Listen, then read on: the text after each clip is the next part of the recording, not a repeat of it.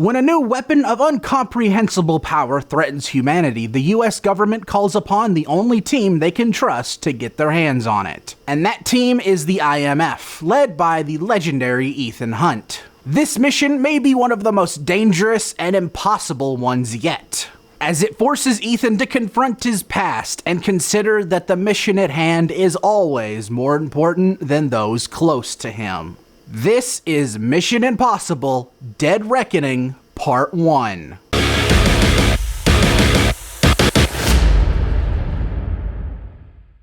Mission Impossible: Dead Reckoning Part 1 is the 7th film in the Mission Impossible franchise. And somehow it's the third Part 1 releasing this summer. Interesting. Now, I'm a huge fan of the Mission Impossible franchise. The recent installments to this franchise have only stepped up the game with every installment. From the story to especially the action scenes, they step it up, and this film is no different. Mission Impossible: Dead Reckoning Part 1 kicks a lot of ass. This is a film that does not stop. It is a relentless action film with a great story, and it fits my personal criteria of the perfect Part 1. Tom Cruise is continuing his mission to be the most insane man in Hollywood, and I mean that in the best way possible. His performance of Ethan Hunt is nothing short of fantastic, and I'm not even talking about the stunts yet. Ethan Hunt is just such a great spy action film character.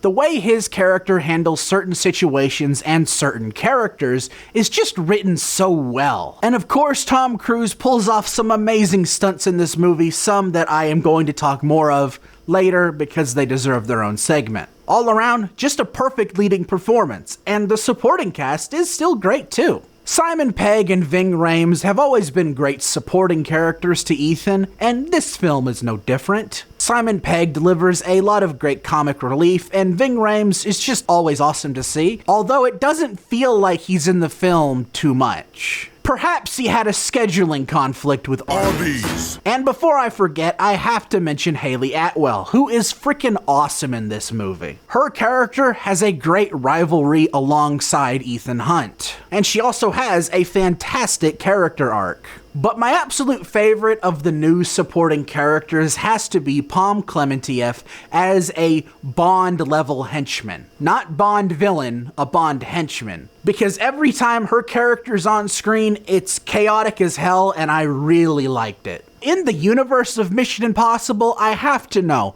does anyone, anywhere, have eyes on Jeremy Renner's character?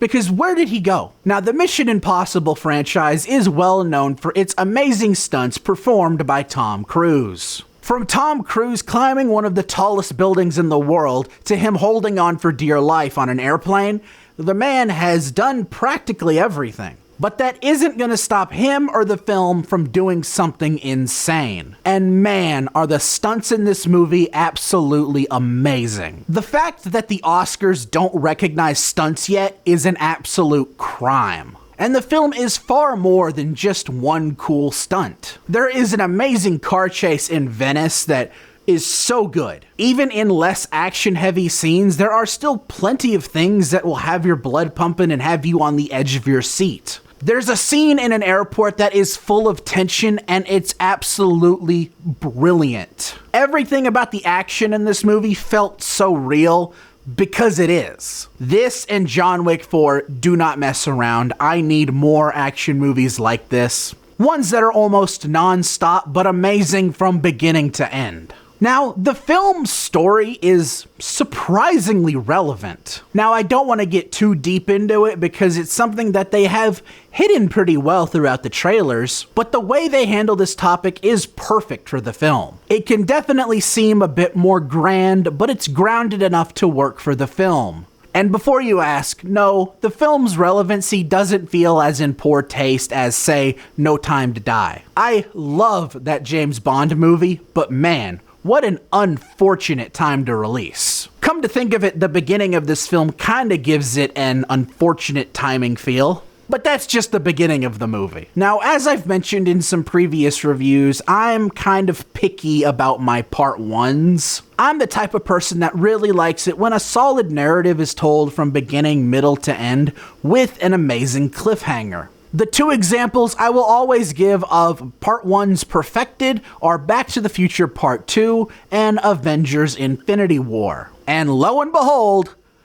I have a third example. Because man, is Mission Impossible the perfect Part 1 movie. In fact, I don't think this film needed a Part 1 in the title. Everything about this movie, from beginning to end, is perfect, with a perfectly told narrative that can feel complete to some people. It seriously does not feel like it's a Part 1 movie. It feels like a complete movie. I imagine Tom Cruise saw Fast X and Across the Spider-Verse have really shitty endings, so he decided to make sure his movie does not end like those movies. And before you freak out, no, that is not a blow to Across the Spider-Verse. Though it is to Fast X. But everything about the movie, story-wise, is amazing, and it has what I feel is a complete narrative. It makes me wonder what they're doing with Part 2. I cannot wait to see what they do with Part 2. But man, if it's as good, if not better than this, we'll be in for something really good. But I freaking loved this movie. I don't know if I want to say I liked it more than Mission Impossible Fallout, mainly because Mission Impossible Fallout had such a great villain with Henry Cavill and the mustache that ruined Warner Brothers. But this film still kicks a lot of ass, and I loved every second of it, and I can highly recommend it. I hope you all enjoyed this review, and your mission, should you choose to accept it, is to hit that like button and be sure to subscribe and ring that bell to be notified when my next review drops. This message will self-destruct in 5 seconds. Wait, what? Check out the website! Until next time, I'm Quint Dunaway, hoping you will keep it cinematic.